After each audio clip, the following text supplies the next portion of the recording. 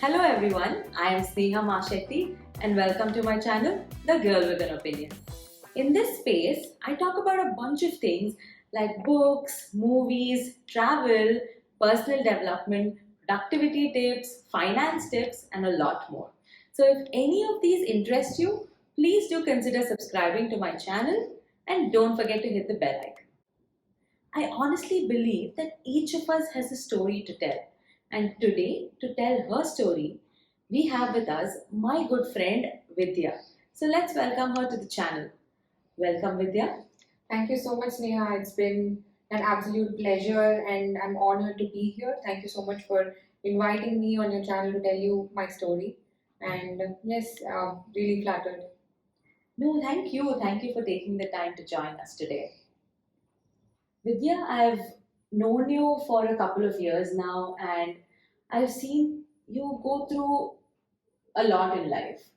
And being the bookworm that I am, I always wondered, say, if you had to write a book, an autobiography on your life, what would you title it? All right. As a fellow bookworm and someone who's always wanted to write a book, any book, it doesn't matter. I mean, it could be like a cartoon book as well. Any book.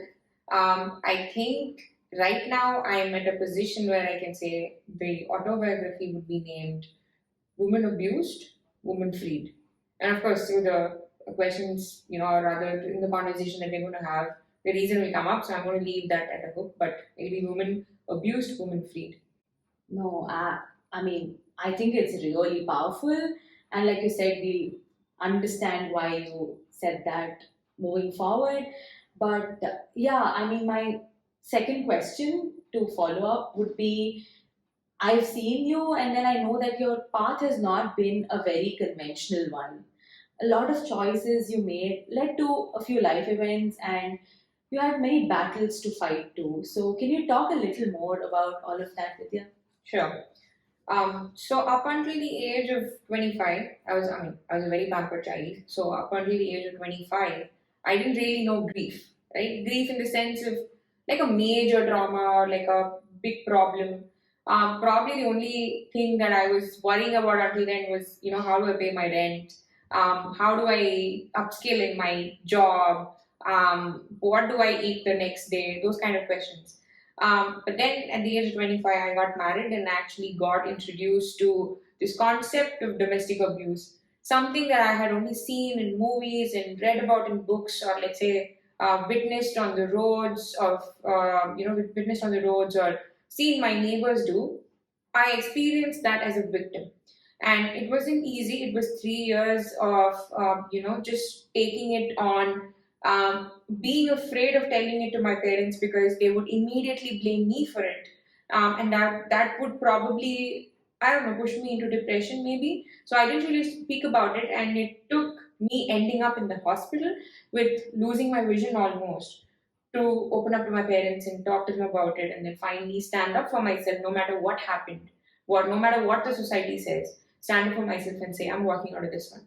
So that was one thing. So fast forward 3 years later, all was, I was doing well personally, professionally, everything was behind me. And I was doing something that has been on my bucket list since I was 8 years old, which was witnessing the Eiffel Tower in Paris. And I did not know that I was actually carrying fast growing tumors in my body. So then I come back to India and like a small lump in my throat, a routine diagnosis, and then I end up with I think 6, 7, 8 months of rigorous chemotherapy treatments because I had non-Hodgkin's lymphoma, and that was stage 3. And in the entire journey, I also lost my dad in the whole journey that I was, or the battle that I was fighting, like you rightly said.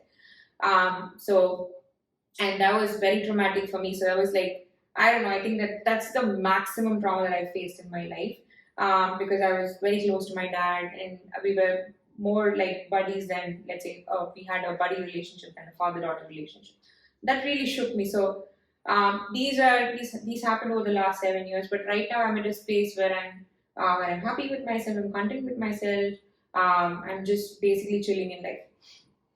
No, absolutely. And I did not ask you this to paint a picture of a victim, because I only think I see you every day and I think you are a fighter and a survivor, and you've only come out victorious of all of this, right? So you've touched upon domestic abuse, and even today I feel like a lot of women, even in the urban spaces, where they're educated and might be working in offices, but if they are going through abuse, firstly, I don't think they identify the red flags. They sort of think that it's okay, it's not a big deal, and even if they identify, they sort of don't acknowledge it.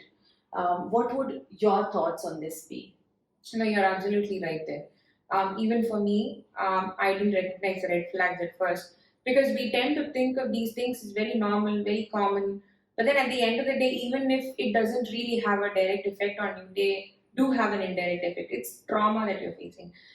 It is emotional abuse or mental abuse that you're facing. Like, for example, your partner throwing something in anger and breaking it. That causes a stress on your, on your mental peace or your mental strength takes a dent there. So we as, let's say, Indian women, we are brought up to say that we should be subdued, we should listen to our partners or spouses, we really shouldn't, let's say, speak anything back to them, things like that. Like the first time that I told my parents that I was being abused, and like the first reaction that they gave me was, "You must have done something. You must have spoken out of turn. You probably weren't quiet, right? You would have probably done something wrong." Forget about my parents. My best friend then, of course, not my best friend anymore, but then my then best friend, who was the same age as me, the first thing that I told, like the very first thing that he retorted back when I told him that I was being abused, I don't know what to do, was, "You must have done something. What did you do?" Right? So that's the kind of mentality that the Indian society has, I don't know, been, like being imbibed with, or maybe is considering it as, let's say, a norm kind of a thing. And the red flags are not really considered red flags, and so you miss it. So there's always that the stigma of calling a red flag as a red flag as well. So it takes a mountain to identify the red flags actually.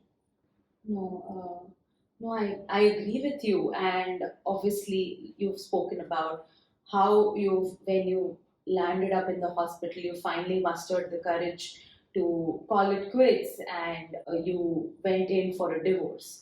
And even today, for me to say you're a divorcee, it comes with a certain taboo, right? Like even I don't know if you're Yeah. comfortable listening to it. That also maybe comes in with my preconceived notion Yes. of what the tag or the title of a divorcee is, and I'm sure in the society it's much worse.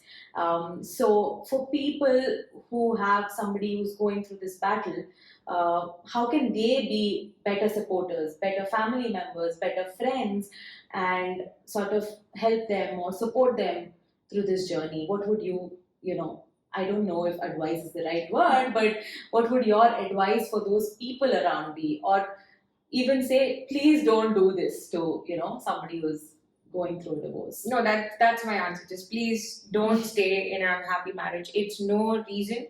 Nothing is a reason for you to stay in an unhappy marriage. It doesn't necessarily have to be abuse. It could be where you don't find your spouse as involved as that person should be in that particular marriage, because marriage takes a lot. It's not easy at all. So if you are putting an effort into that relationship, the other person is also supposed to, because it's an equal, if not if it's an equal, how do you say, it's a well balanced equation, I could call it that. And there are a lot more people involved than just the two spouses. There are families, extended families, all of them invested in the relationship as well. So if you're not happy in a marriage, walk out of the marriage. The society can say whatever they want, but at the end of the day, the society is not going to be there to help you through the process. While I was going through the whole thing, forget about my family. I didn't have friends to talk to. I didn't have anybody to help me through the process. I dealt with it on my own. But of course, then once I had landed up in the hospital, and then my parents knew that it was serious, then there was a lot of support. But there was always that, that nagging comment that used to be there.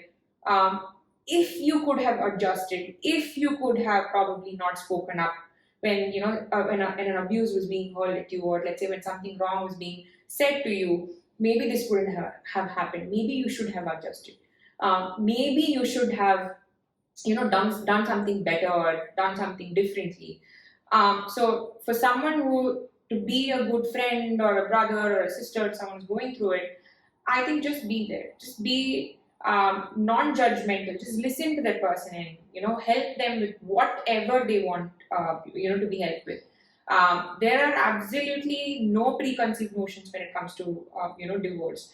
A marriage is a marriage. It's on paper, yes. It's according to the law, yes. But then it's no reason for either of the spouses. I'm not really speaking about just the woman going through a divorce. I'm also talking about a man going through a divorce. They also need equal support as well.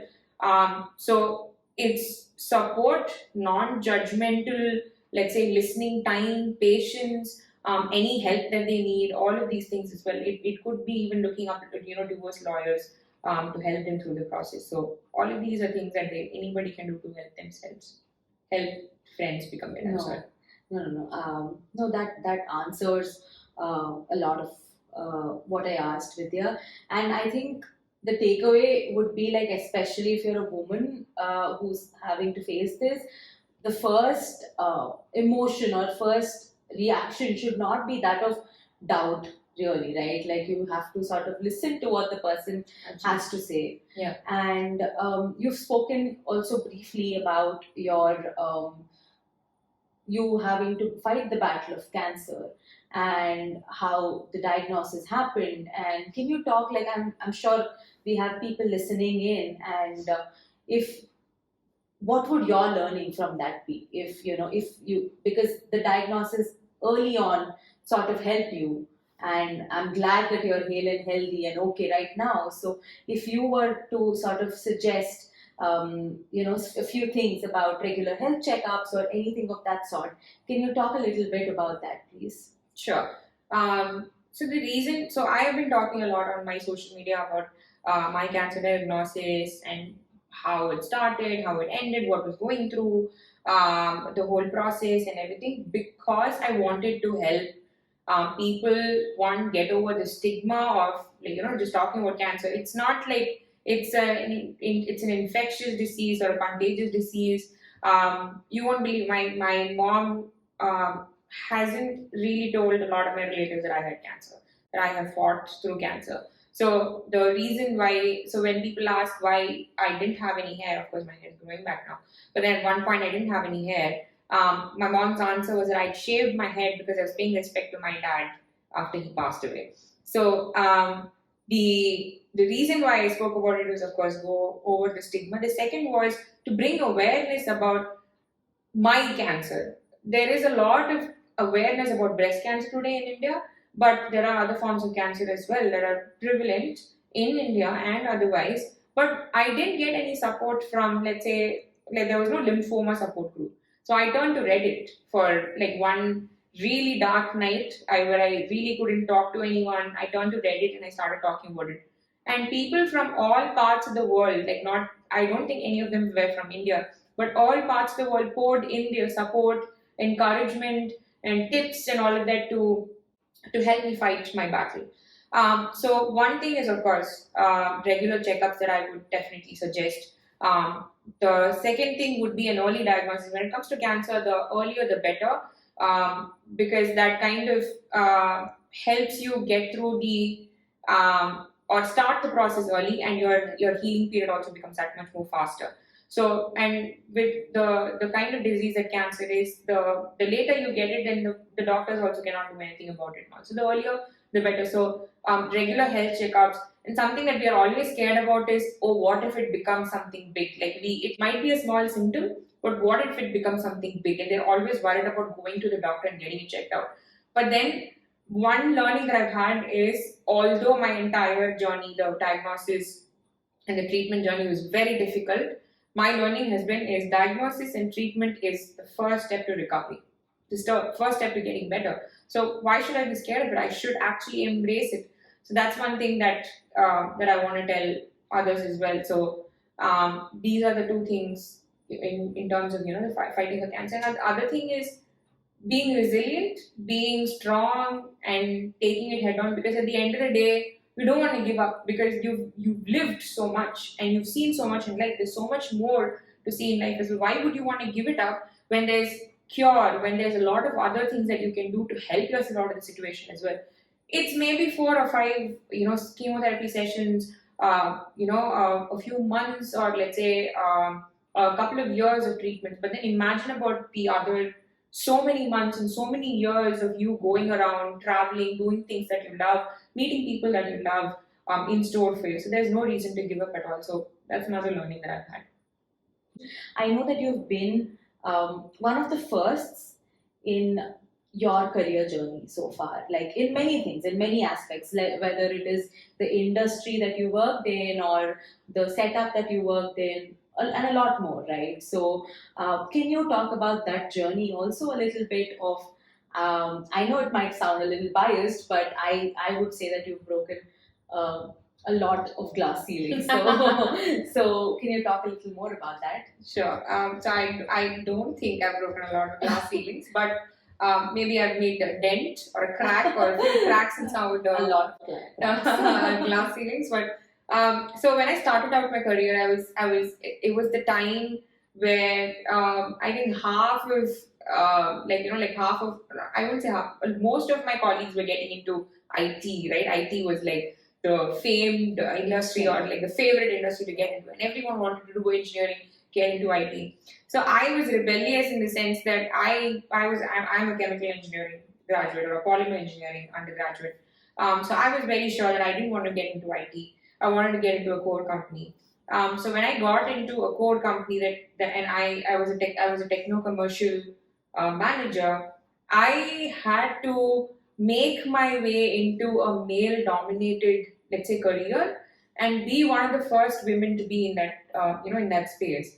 And I had to deal with quite a bit. I had to deal with a lot of bias because there were a lot of male colleagues and maybe 1 or 2 of us in the entire industry, and everyone would be so biased they would probably leave the decision making to the men and just talk to us about the very mundane things. And we are at the end of the day decision makers because we are managing the market, we are helping them with the whole marketing part of it.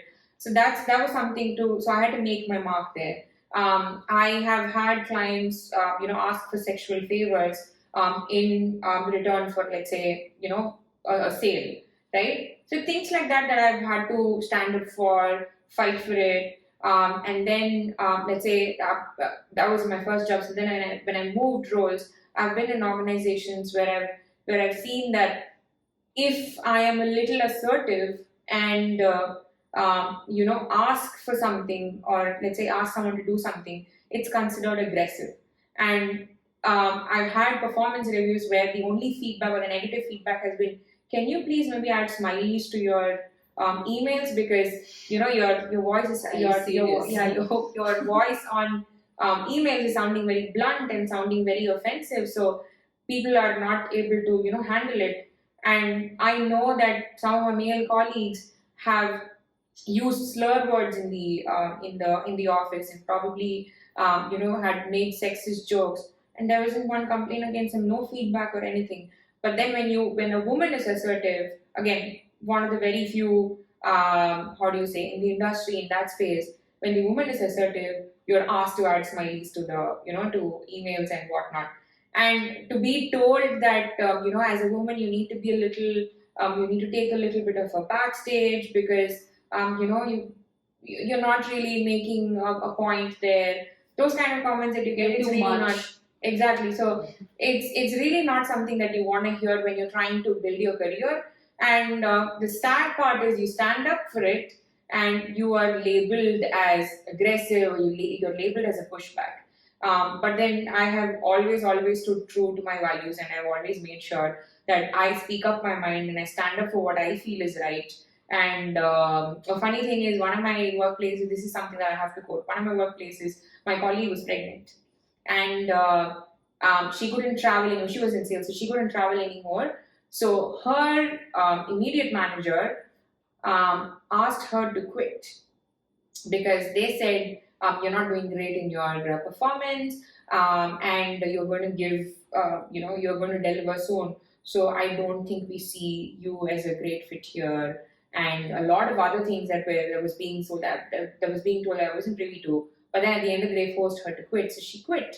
And I made sure that in her farewell speech that I mentioned that this is what has happened to her, so that everyone knew about it. And I don't care if an action was taken or not, but people who are responsible could actually know that this is what has happened. And probably maybe they changed their actions with whoever they could. Maybe it didn't make an immediate change, but somewhere along the lines, I hope it did change. But I made sure that I voiced out my opinion, or I just stood up for what is I stood up for her, because there was nobody else who was standing up for her. So stood up for her. And yeah, so these are things that we always see in corporates, and I'm glad right now I'm in an organization where I don't really see a lot of that happening, and there's a lot of support from my colleagues and from my friends at work. There's a lot of how do you say oneness in the team, irrespective of gender. And I'm glad that I moved through the ranks to actually finally land up in a place where I'm, in that space. Yeah.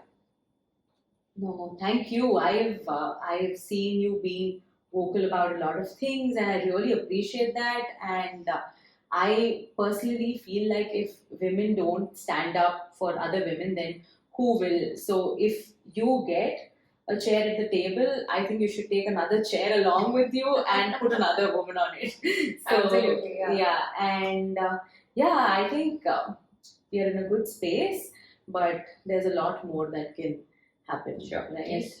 And yeah, lastly, I think only if you're comfortable to talk about the grief that you've had to go through and experience. It's not easy for sure for anybody. And can you talk a little more about that journey and how you've sort of, I don't know if come to terms with it is the right word, but how you've come to where you are and how you've sailed through that journey and um, get over it, or how you've kept your father with you and still continued to live the way you're living. Yeah. So I'm not going to dumb it down and say, oh, these things happen in life. It was time for my dad to go, and so he left. I don't want to dumb it down to that, and I want to be very, very human here and say that I still cry, right? Because me and my dad, we had everyday conversations. Like, I moved out to from my hometown at the age of 21 to like work outside, and I've been outside ever since. And my dad and I had conversations every day, twice a day. And when the cool friends, that so-called cool friends, they used to always make fun of me, saying that, oh, you talk to your dad or your parents twice a day, ha ha ha. I'm glad that I still did that till the very, how do you say, till the day I moved back home because of the pandemic. I did that every single day. And I'm glad I did that because it gave me so much more, how do you say, talk time with my dad, right? So I still cry every day. I carry my dad's license with me, his glasses with me. And every time I open my wallet, because his license is there in my wallet, every time I open my wallet, I remember him. And that's like multiple times a day. And every time I see something that we enjoy, both of us are Lalatin fans. So every time I see Mohanlal, think about Mohanlal, he's there. So there are multiple things that remind me of my dad. So and it is extremely difficult to go through it. Time is not going to heal this. Time will definitely not heal it. It's just something that I will live with. Right now, I think of it with a lot of grief, with a lot of anger and sadness. Eventually, I will look at it with as an episode. I will still be grieving, but I will look at it with, I'll probably remember the happy memories that we shared, the time that we spent together, and things like that. So that's how I would deal, or I deal with my dad's loss. Anything other than that is just trauma. I have taken therapy sessions. There's no harm in taking therapy sessions, no shame in taking therapy sessions. There are times where you need help, where it really, and recognizing that you need help is actually a big thing. And if you feel that you need help, going for therapy is something that I would, recommend and suggest, because it really helps you vent out. It really helps you answer questions. Maybe you won't get answers to those questions. You ask those questions because that kind of gives a sense of relief in your mind, and you ask those questions out loud. You probably don't have the chance to ask those questions out loud. So those are the getting help or getting therapy is something that I have done, which I will continue to do if I feel the need to do so. I read a lot of books. I distract myself with my cat by talking to my friends. Traveling, of course, but then I always carry a piece of my dad with me in the form of his license, his glasses, memories, of course. So yeah, so that's that. Yeah. No, thank you for talking about it. I know it's not easy, but thank you for doing this, Vidya. I'm sure your story or you talking about so many things will inspire a lot more people. Seeing and knowing that, facing a certain battle, maybe health or otherwise, or in your marriage, is not the end, right? There's always, as cliche as it sounds, there is light at the end of the tunnel, Absolutely. and you are living proof of that. So, thank you so much for doing this, and it's been a pleasure having you. No, thank you, Sneha, for giving me an opportunity to speak. I know it's very difficult to also hear traumatic stories without being triggered, which is why there's social media encourages TW, the trigger warning. So it's not easy also being a listener to these kind of things. So thank you so much for inviting me and giving me the opportunity to talk about my story. If you like this video, please like, share, comment, subscribe to my channel, The Girl with an Opinion, and hit the bell icon.